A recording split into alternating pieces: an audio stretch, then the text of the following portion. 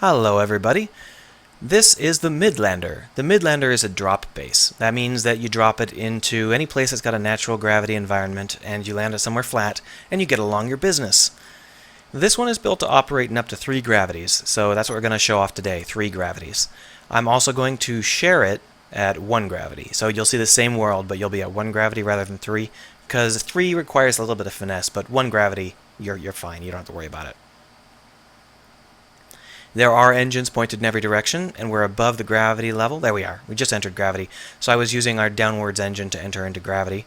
Now we have a car in our nose, as you can see, which means that we will steadily tip forward. There's really nothing you can do about that. So just make sure to keep your nose up. Otherwise, your ramp will suffer some small amount of damage. There's no clearance, as you can see.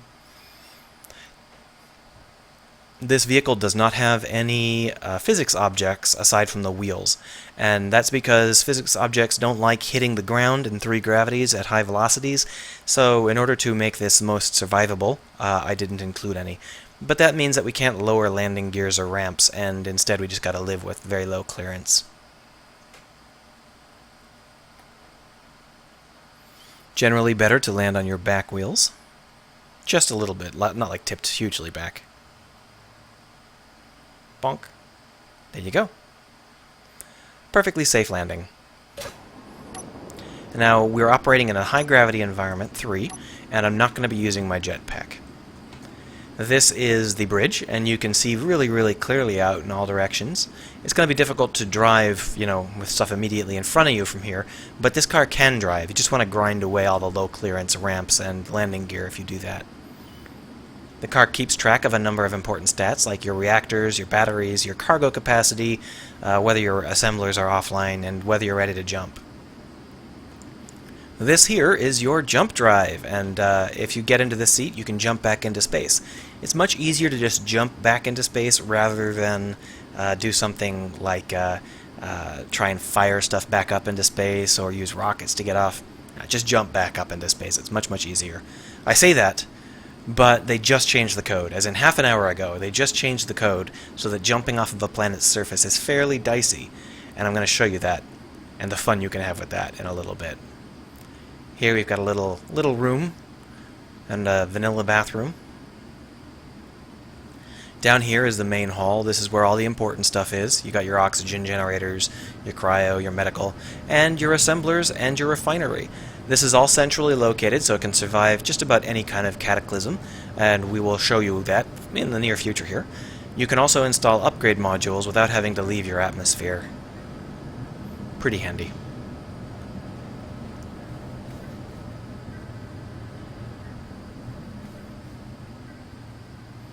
More status screens. This is the computer talking to itself, so if something goes wrong you can try and see what Mimir has to say about it. And this is the commands. These are adaptive commands that take a look at your ship and try and figure out what's the most important things you might want to do. And in this case, parking is obviously something that we want to do. So we're going to hit 2. Now parking raises up the wheels and lets you rest on your landing gear. Yet at low gravities like 1 or 2, this is fine. You can land on your landing gear. There's no issues at all. At 3 gravities, you're actually heavy enough that your landing gears will push through the ground and explode violently, which we'll see if I'm not careful. So when I see that first puff, I hit P, and that'll lock my landing gears into place and prevent us from exploding violently. You can see that it's changed to Rover mode. That's fine. Down here is the exit.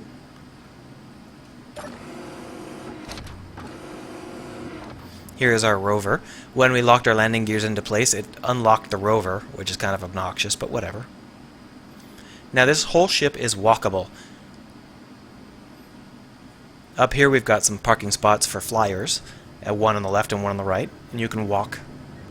We've got some solar panels. We've also got a emergency access to a reactor in case something horrible goes wrong, like you get stuck nightside. Back here we've got more solar panels, some atmospheric stuff, generating oxygen. We've got jump drive, laser antenna, regular antenna. It's all walkable. That'll kill you in 3 gravities. All of the engines are hidden away, such that they are unlikely to be destroyed if you roll or take a meteor impact or whatever.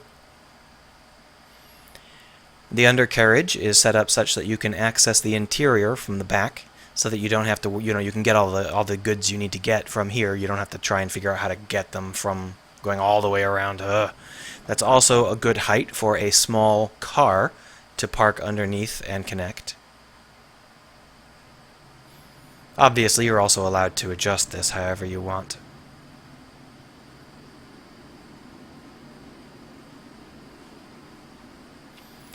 Now, this landing ramp actually locks to the ground very, very tight within a couple of centimeters in most gravity environments, but because I had to hit the landing gear lock a little bit early, it's about a quarter of a meter. And that's a little bit rough on a car still. Let's go ahead and give it a shot. This car here is designed to transport you around in a high gravity environment. It's got 2 seats and 2 heavy cargo bays, which are easily accessed by walking underneath.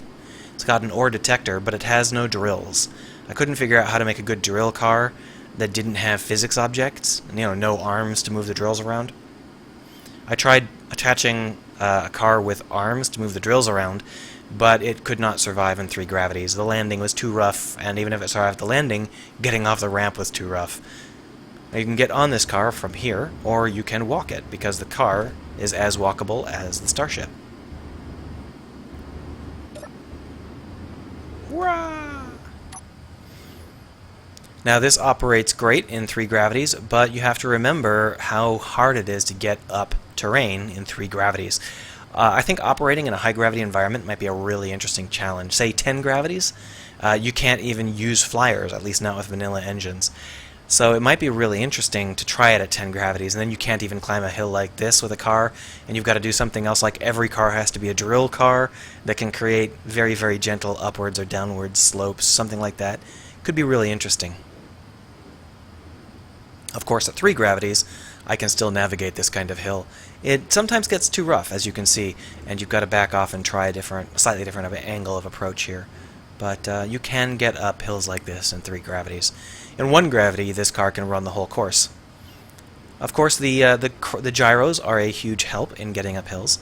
This is not a gyro-free car, and it also has two small thrusters, which can help it drop from orbit if you need it to, and also keep it from cratering quite so badly when it's going down hills. The thrusters seem a little bit far forward, but that's because the wheels are balanced like that, so it's a pretty decent way to keep the car from tipping. So if you drop it from orbit, you don't have to worry too much about accidentally tipping.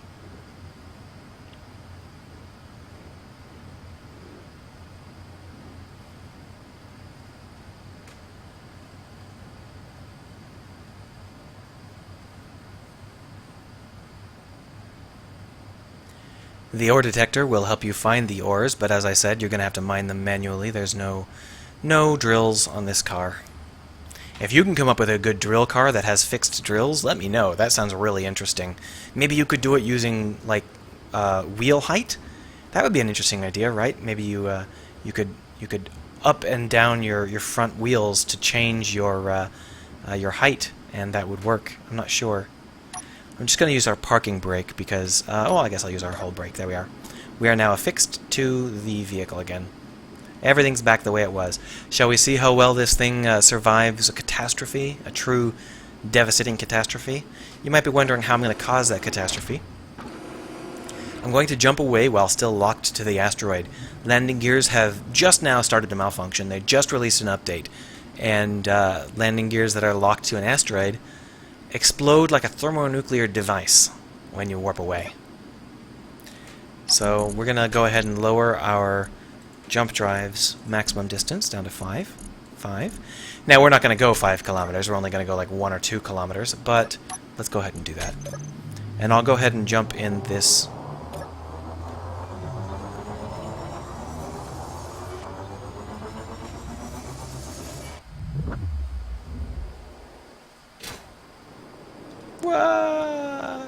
As you can see, physics is malfunctioning.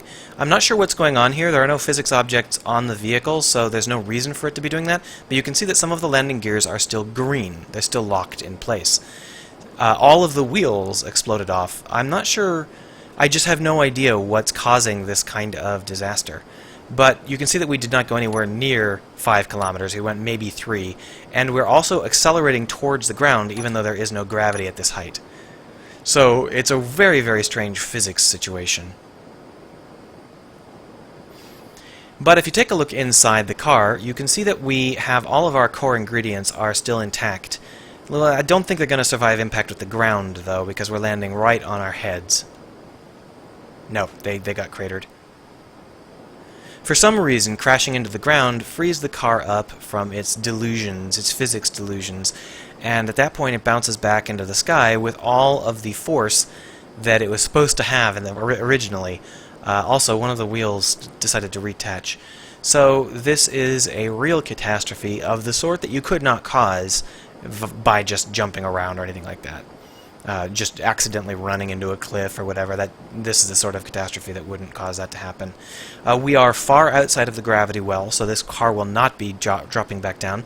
Let's take a look and see whether or not we survived at all.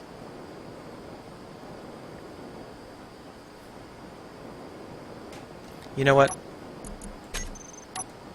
I'm not going to try and catch it.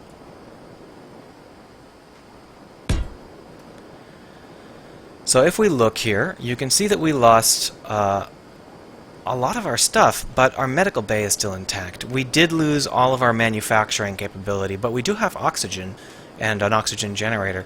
So despite that kind of catastrophe, I wouldn't say that we're ready to start over, but we could eke out an existence by mining ice until survivors came to help us. The first explosion we did survive. It's fully intact. We had cargo bays and assemblers and refineries all still intact. But when we landed on our head at 104 meters per second and 3 gravities, those went away. One solar panel, one battered little solar panel apparently survived. So in theory we might be able to use that for power if we couldn't find any. We couldn't refine any uranium or anything. That's pretty rough though. One solar panel and an ice generator, that's all you get. Pretty rough.